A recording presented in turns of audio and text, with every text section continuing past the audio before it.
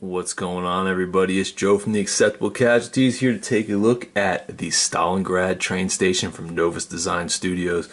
I am like super stoked about this. A couple weeks ago, I made it my business to decide on what I was going to do for my summer project for wargaming in the hobby. And instead of going out and building another army or doing anything like that, I was like, you know what? It's time to just set some hobby money aside, set some time aside, and really build up like a city fight kind of Stalingrad, Sevastopol, Odessa feel kind of table. So I started shopping around, and I came across, at the suggestion of some friends and some people that I knew, Novus Design Studios, which used to be J&R Miniatures, and then this is their new terrain operation that they have set up.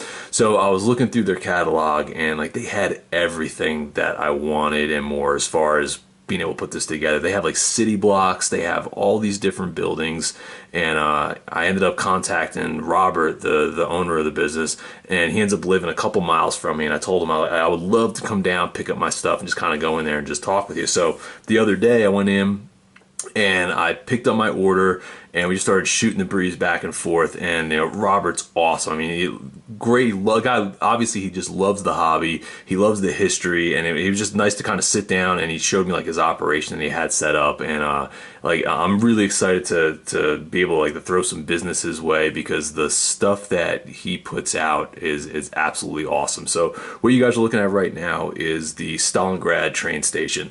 So this thing is about 13-14 inches long from side to side, probably about 10 or 11 deep, as far as how big it is right now. And the detail on this thing is absolutely amazing. So you guys can see in the foreground right here, this is all resin.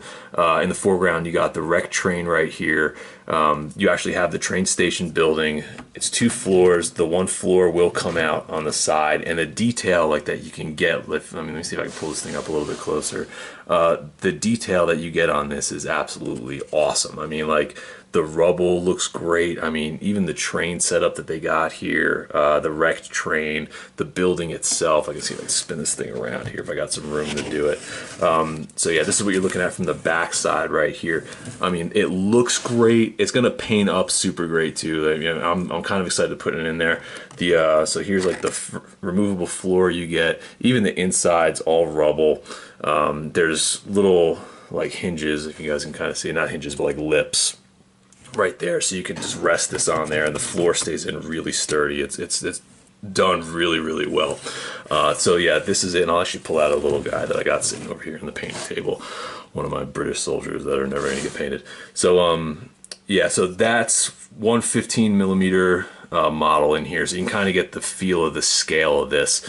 So yeah, I'll just leave him right there. So when I was talking to Robert about this, one of the things I was doing when I was looking at this model for the Stalingrad train station was I wanted to have a little bit of flexibility to use it. And the first thing I thought of was the train on front, which I thought would be really cool when you're doing like some kind of train depot, or the train station in Stalingrad, and really doing like a historically themed table.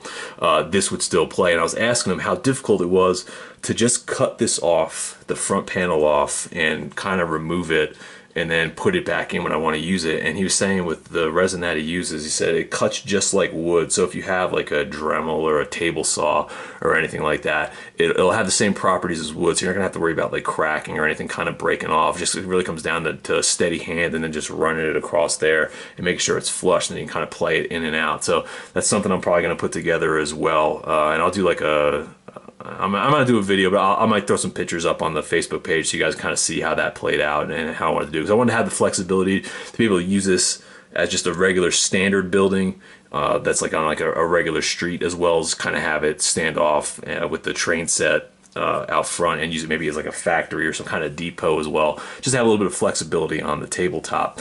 But like I said, as you guys go through here, also like just looking at the model itself going through, there is like some flashing and stuff in the windows, but I mean, a lot of it you can just push off with your finger. It's like really thin and subtle. But if you go through with like a hobby knife, you'll be able to clean up a lot of the flashing. Even some of the stuff that you might find on the ground, you can go through there, just flick it with a hobby knife, and it seems to, that thin flashing, that extra part from the mold, it breaks off really easy.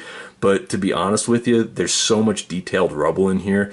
Some of the stuff on the ground, as far as like the rough edges, or even like some of the little ding marks that you're going to get in the building from battle damage and things of that nature, they you know, it's going to get hidden like some of like the little excess flashing.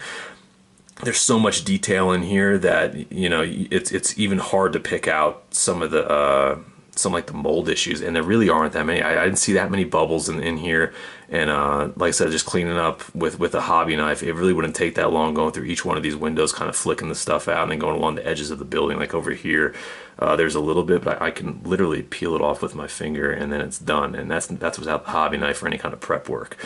So yeah, like this thing is awesome. And I think this piece, was it 40 or 50? I can't remember off the top of my head, but most of the buildings that you're looking at for this size from Novus is going to be around that that 30 to 40 price range for most of their stuff. I think this one might be a little bit more. That's going to just the amount of resin that's in here. And I'll be reviewing all the buildings that I picked up. I picked up like pretty much their entire line for the Stalingrad stuff. So like I'm planning on having like a fully fleshed out 4x4 like city style table, and then I actually have some other stuff planned, and I'll reveal that once we get a little bit further down with this.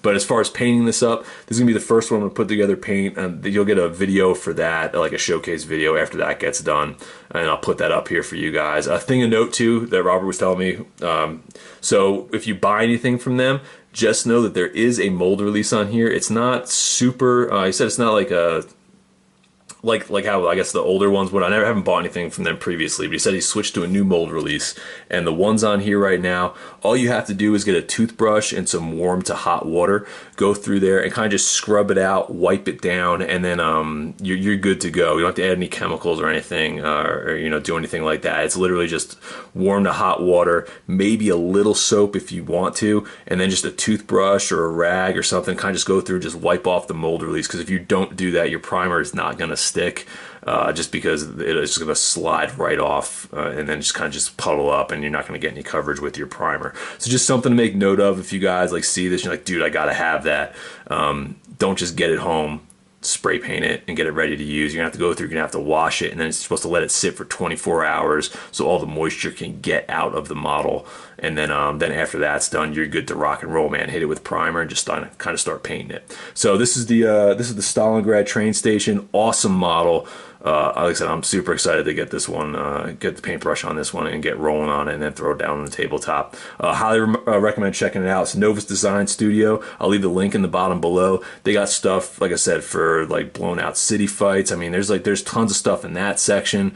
They also have some regular like farmhouses and things like that as well. You can go through, there's a whole bunch of stuff. They're actually adding a lot of stuff too for 28mm line, some sci-fi stuff. They got like bridges. There's a whole bunch of stuff to look in there, you know, and just kind of check out. And then there's also some newer things he has coming out that I can't mention, but it's worth checking out.